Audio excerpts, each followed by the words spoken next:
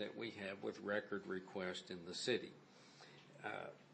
Number one, we have one or two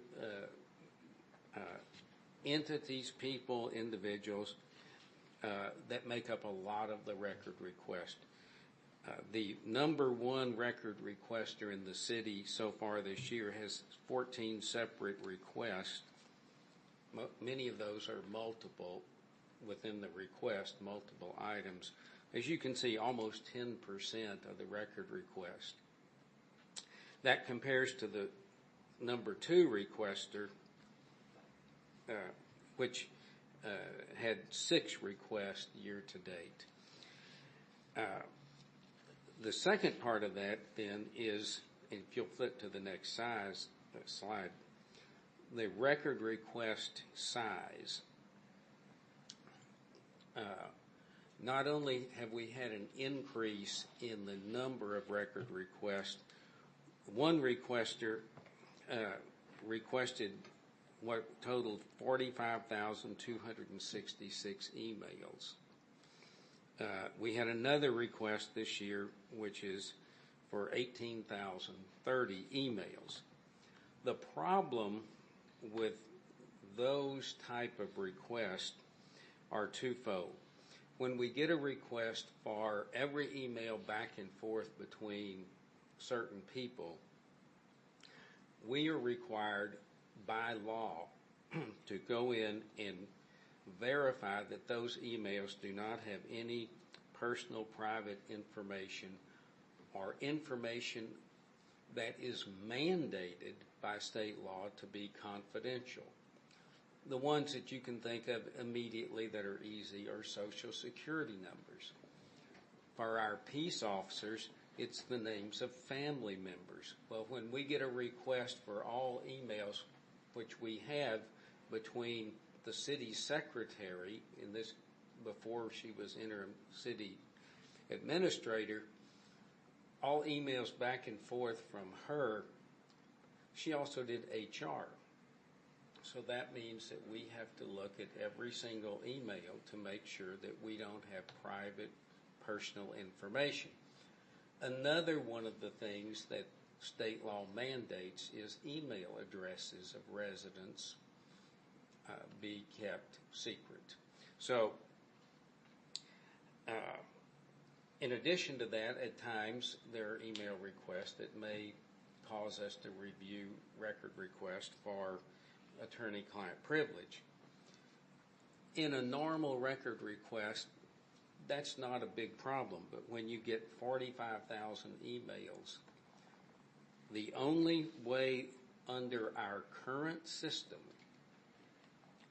we must convert those emails to PDFs so that we can then redact in a PDF format and then produce the documents.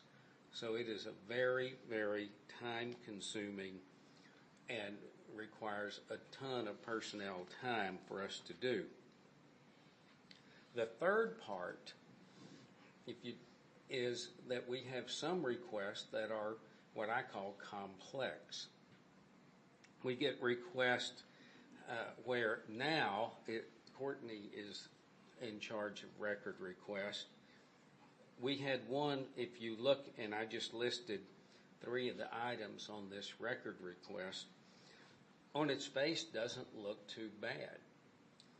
In order to comply with that, Courtney had to visit Chief Shaw. He had to talk, I think, to Troy.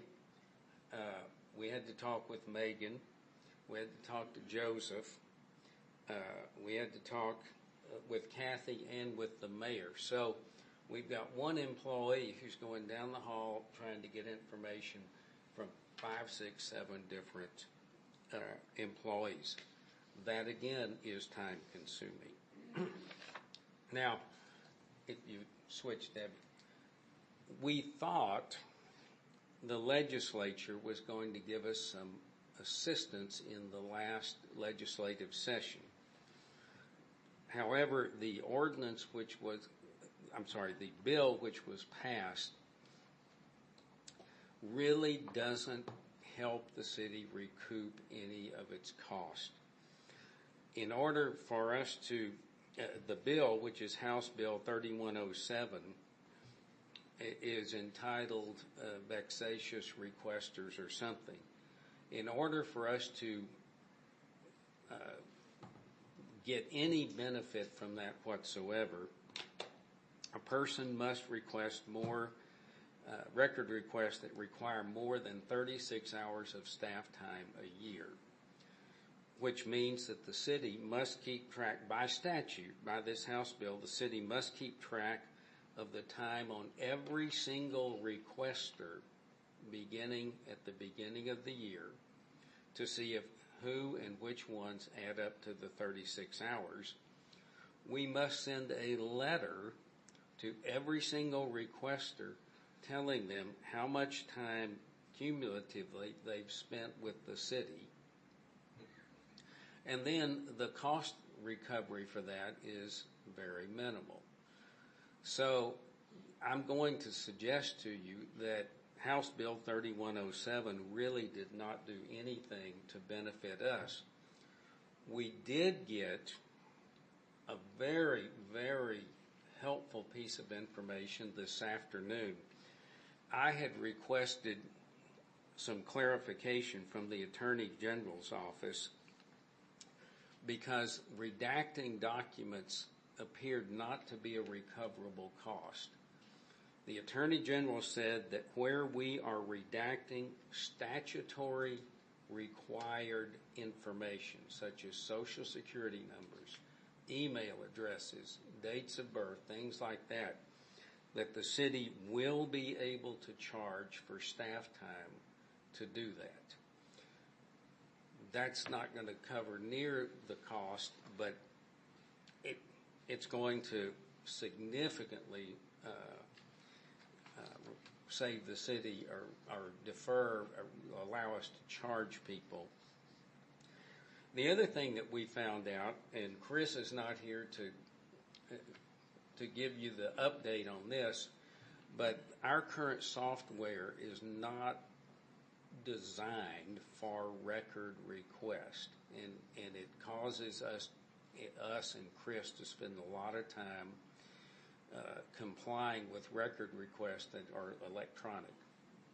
There is software out there on the market that will save Chris a ton of time. He is currently researching which of that software he thinks is best for the city, but it's going to be an expenditure of $2,500 to $5,000. I know that right now we have two of the large record requests that we've had to tell the requesters we're only going to be able to produce the information over a period of weeks and weeks because of staff time. I think Kathy has actually posted for a part-time position. I know that's an expense to the city, but right now I think that the only way we're going to be able to meet our obligations under the Open Records or Public Information Act is to expend the funds on a part-time person and buy the software. I just don't see that new legislation I think we'll spend more time complying with it than we will recouping costs. So, Bill, let me ask you a question because I'm a little confused. You said that we can't charge for going through and redacting information. Is that right? In the past, that appeared to be the case. As I said, that I had contacted the Attorney General's office, and for statutorily required redactions, we are allowed to charge. So, let me read an email that was received by a constituent to me regarding this matter. And maybe you can help clarify. And it was in regards to a records request. And basically the response that